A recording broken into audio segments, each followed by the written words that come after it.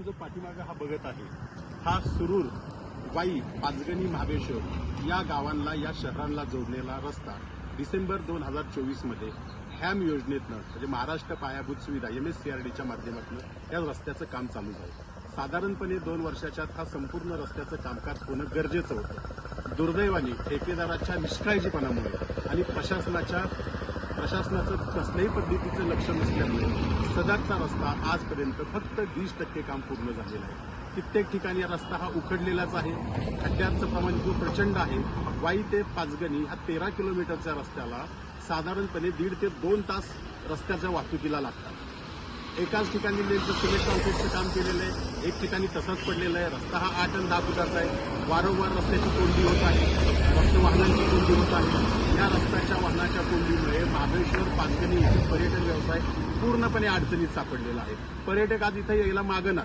दुर्दैवाने पर्यटनावर प्रचंड परिणाम झाला आहे। वाहतुकीला जिथं अर्ध्या तासाच्या ऐवजी 2-2, 3-3 तास वाहतुकीला लागत आहे। हा रस्त्याचं कामकाज अत्यंत संत गतीनं कसल्याही पद्धतीचं प्रशासनाचं नियंत्रण नाहीये, मनमानीप्रमाणे चाललेलं आहे असं निदर्शनास येत आहे की या रस्त्यावर आतापर्यंत 3 ते 4 ठेकेदार बदललेले आहेत। कित्येक ठिकाणी असं निदर्शनास येत आहे की सिमेंटच्या कॉन्क्रीटच्या रस्त्यावरच डांबरीकरण केलेलं आहे। ही अत्यंत गंभीर अशी बाब आहे। खरं तर प्रशासनाने आणि ठेकेदाराने या संदर्भामध्ये त्वरित कारवाई करावी। इथल्या राजकीय लोकांनी सुद्धा याच्यामध्ये प्रचंड पद्धतीनं लक्ष घातलं पाहिजे आणि जे आता या रस्त्याच्या माध्यमातून जनतेस वेठीस धरण्याचं काम चाललेलं आहे, पर्यटनावर पूर्णपणे परिणाम झालेला आहे। यावर त्वरित प्रशासनानं लक्ष घालावे आणि सदरचा रस्ता हे लवकरात लवकर पूर्ण करावा आता संपूर्ण जनतेची आणि आम्हा सर्वांची या संदर्भातली मागणी आहे। 30 मे 2026 रोजी साताऱ्यातील होतकरू तरुण यांचा आंबेनळी घाटामध्ये दुर्दैवी अंत झाला। ह्याच्यामध्ये हे आटीच्या आटी तरुण छत्रपती शिवाजी महाराज महामानव डॉक्टर बाबासाहेब आंबेडकर यांच्या विचारानेही प्रेरित झालेले हे तरुण होते आणि संपूर्णच या साताऱ्यावर शोककळा पसरली होती। आम्ही सर्वजण या ठिकाणी या त्यांच्या दुःखामध्ये आपण सर्वजण सामील होतो आणि या दुःखद घटनेची माहिती काढत असताना आमच्या निदर्शनास एक गोष्ट आली की NP इन्फ्रा नावाची जी कंपनी होती त्यांच्याकडे गेल्या 1.5-2 वर्षापूर्वी पोलादपूर ते सुरूर या रस्त्याचं वर्क ऑर्डर झाली होती। खरं तर काम करत असताना या आंबेनळी घाटाचा इतिहास जर बघितला तर अनेक अपघात या आंबेनळी घाटामध्ये झालेले आहेत। पाठीमागं 42 लोक घेऊन जाणारी बस त्या ठिकाणी कोसळली होती। त्याच ठिकाणी 32 जण मृत्युमुखी पडली होती।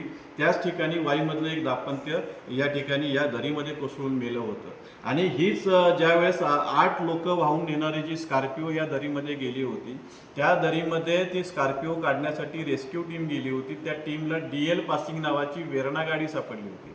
म्हणजे असे किती अपघात त्या ठिकाणी होत आहेत की त्या अपघाताची माहिती सुद्धा या पोलिसांना होत नाही आणि अशा या ठिकाणी अत्यंत संवेदनशील रस्त्यावर त्या ठिकाणी सुरक्षा कठडे नव्हते म्हणून हे अपघात झालेले आहेत। खरं तर ज्या कंपनीला काम मिळतं त्या कंपनीचं कामच असतंय की ज्या ठिकाणी अशा पद्धतीनं जे अपघाताचे जे पॉईंट आहेत त्या ठिकाणी सुरक्षा कठडे सुरुवातीला बांधून घेणे। खरं तर या ठिकाणी 1.5-2 वर्षामध्ये त्यांना या रस्त्याची कुठल्याही प्रकारची व्यवस्थित चांगल्या पद्धतीने काम करता आलं नाही। अत्यंत निकृष्ट दर्जाचं काम झालेलं आहे आणि या जबाबदारीने सांगतो NP इन्फ्रा या कंपनीनं GSTचा बेकायदेशीर वापर करण्यासाठी KLN नावाची कंपनी, जी कंपनी 18 नोव्हेंबर 2019 साली स्थापन झाली होती आणि या कंपनीचा मूळ उद्देश फक्त भ्रष्टाचार करणे हा होता आणि त्या कंपनीच्या वतीनं या ठिकाणी या महाराष्ट्रामध्ये जे स्वतःला नेते म्हणून घेता येत ना या कोरेगावचे,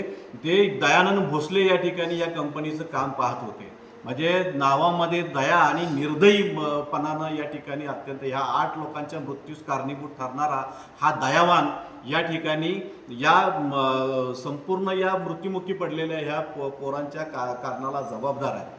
या एका बाजूला निकृष्ट दर्जाचं काम करायचं आणि दुसऱ्या बाजूला त्या ठिकाणी त्या कुटुंबियाची भेट घेऊन 50-50 हजार रुपयाची मदत करायची। म्हणजे या कॉन्ट्रॅक्टच्या माध्यमातून 34 कोटीची दलाली, मी जबाबदारीने सांगतो 34 कोटी रुपयाची दलाली या कोरेगाव एकांबे गटातल्या 50 वेगवेगळ्या खात्यांवर पैसे आलेले आहेत, वेगवेगळ्या कंपनीच्या अकाउंटवर पैसे आलेले आहेत। आम्ही या ठिकाणी 7 पानाची तक्रारी अर्ज आज या ठिकाणी पोलीस स्टेशनला दिलेलं आहे आम्ही या ठिकाणी अँटी करप्शनला दिलेलं आहे. म्हणजे वेगवेगळ्या पद्धतीनं आम्ही सगळीकडे या ठिकाणी या विषयाची तक्रार आम्ही दिलेली आहे. आमचा प्रशासनावर अगदी मजबूत विश्वास आहे. देवेंद्र फडणवीस साहेबांच्या गृह खात्यावर आमचा प्रचंड विश्वास आहे आणि कायद्याच्या दृष्टीनं ही बेकायदेशीर असलेली कंपनी आणि हा निकृष्ट झालेला हा रस्ता आणि त्याच्यामुळं हे साताऱ्यातले होतकरू गेलेले तरुण या सर्वच गोष्टीला न्याय ही प्रशासन व्यवस्था देईल अशी आशा व्यक्त करतो. थांबतो. धन्यवाद. नमस्कार, मी विक्रम अंकुश वाघ, सातारा जिल्हाध्यक्ष, राष्ट्रीय मराठा महासंघ.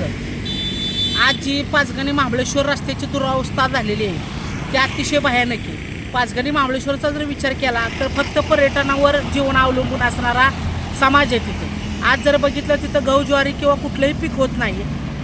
आज जर तुम्ही बघितलं तर एवढं दुर्गम अवस्था आहे रस्त्याची आणि अतिशय बिकट अवस्था रस्त्याची आहे. MSCRDला रस्त्यानं काम घेतलेलं आहे. एका बाजूला कच्चा रस्ता आणि एका बाजूला सिमेंट, ह्या पद्धतीनं अतिशय दैनंदिन अवस्था लोकांची झालेली आहे. पर्यटन आणि पाचगणी महाबळेश्वरचं नाव पूर्ण MSCRDनं पूर्णतः घालवलेलं आहे की रस्त्याचं काम करतो. आज सांगा, एका बाजूला सिमेंटचा रोड थोडासा, कॉन्ट्रॅक्टदार ज्या पद्धतीनं काम करत आहे ते अतिशय चुकीच्या पद्धतीने. आज व्यवसाय पूर्णतः लोकांचा 2-2 महिन्यावर अख्खं वर्ष अवलंबून असतं, परंतु ही झालेलं नाही. आज जर बघितलं तुम्ही पाचगणी महाबळेश्वरची अवस्था अतिशय बिकट आहे.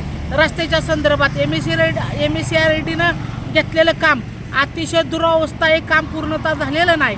ते जर PWDकडे काम असतं तर खरोखर छत्रपती शिवेंद्रबाबा महाराज साहेबांनी काम खरोखर छान केलं असतं. एवढंच मी या माध्यमातून सांगतो. आणि एक सांगतो की 2 महिन्याचा सीझन होता, त्यांचा सीझन कुठलाही झालेला नाही. लोकांचा पर्यटन अतिशय मंदावलं. त्याचं कारण फक्त रस्ता आणि रस्ता. MSCRDने केलं लोकांच्याबद्दल ते अतिशय चुकीच्या पद्धतीने ठेकेदार आणि कॉन्ट्रॅक्टदार ह्या पद्धतीनं चुकीचं वागलेलं आहे.